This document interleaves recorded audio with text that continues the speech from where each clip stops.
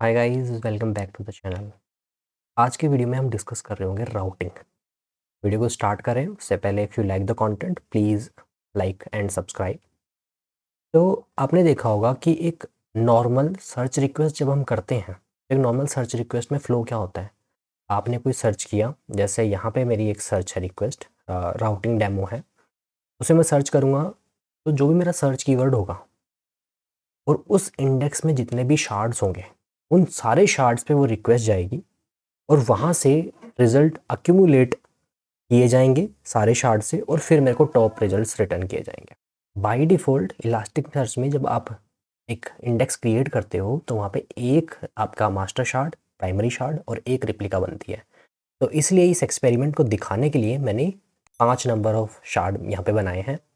तो अगर मैं ये इंडेक्स नॉर्मली क्रिएट करूँ और इस पर मैं सर्च करूँ, तो आप देखो कि जब भी मैं इंडेक्स को क्रिएट करता हूँ, मान लो मैंने इसको इंडेक्स को क्रिएट किया, ये मैंने इंडेक्स क्रिएट कर दी और ये इंडेक्स मेरे पास ऑलरेडी है। मैं पहले इसको डिलीट कर देता हूँ और फिर इसको इंडेक्स को क्रिएट कर देता हूँ।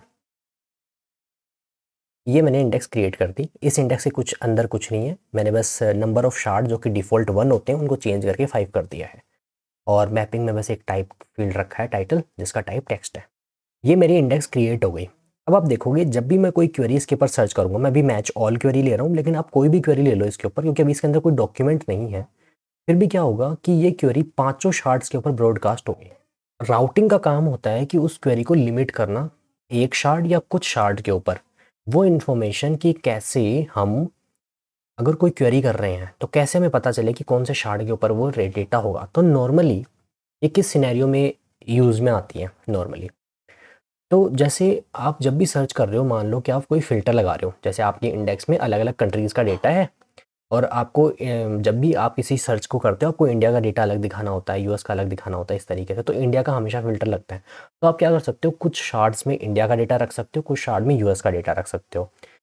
तो पहले ये देखते हैं बाय डिफ़ॉल्ट कैसे होता है। जब आप बाय डिफ़ॉल्ट बिना राउटिंग की यूज़ नहीं करते हो, राउटिंग इक्वल्स टू इंडिया, तो बाय डिफ़ॉल्ट क्या होता है, राउटिंग इक्वल्स टू यूनिक की होता है।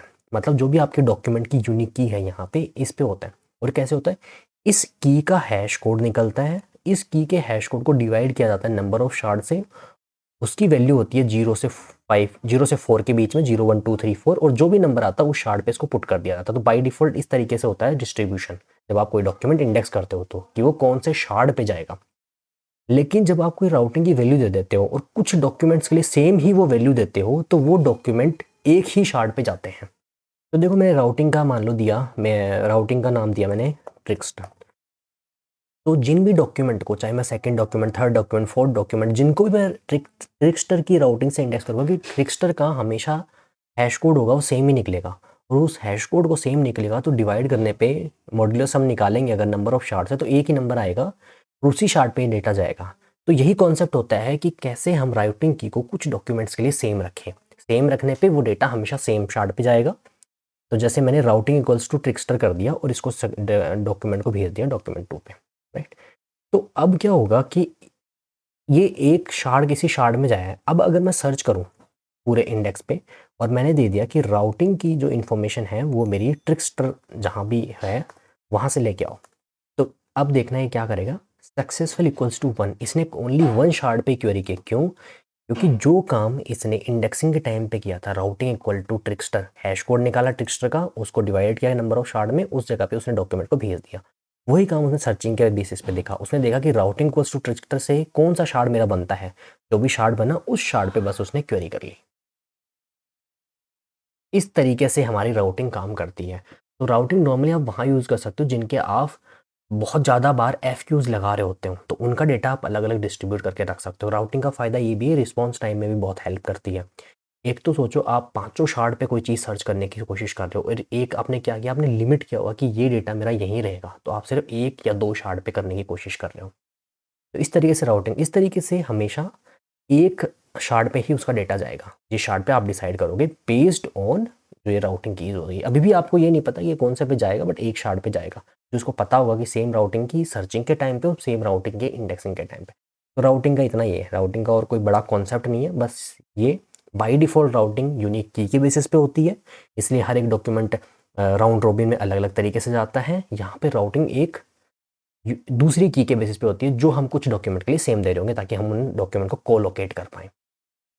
अगर आपको एक से ज़्यादा फील्ड्स पे, मतलब कि एक से ज़्यादा शार्ड पे अगर किसी चीज़ को डेटा को भेजना है, जैसे इंडिया का डेटा आपको 2-3 शार्ड पे इंडेक्स करना है, तो उसके लिए एक ऑप्शन होता है यहाँ पे index dot routing partition size. उसमें आप मैक्सिमम डाल सकते हो कि कितने शार्ड तक ले सकती है इसकी वैल्यूज़। जैसे मैं इंडिया का डेटा डालूँगा तो ये एट मोस्ट 2 शार्ड तक ये जा सकती है। तो इस तरीके की सेटिंग आप इनेबल कर सकते हो।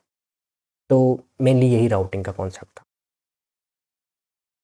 Thank you, thanks for watching.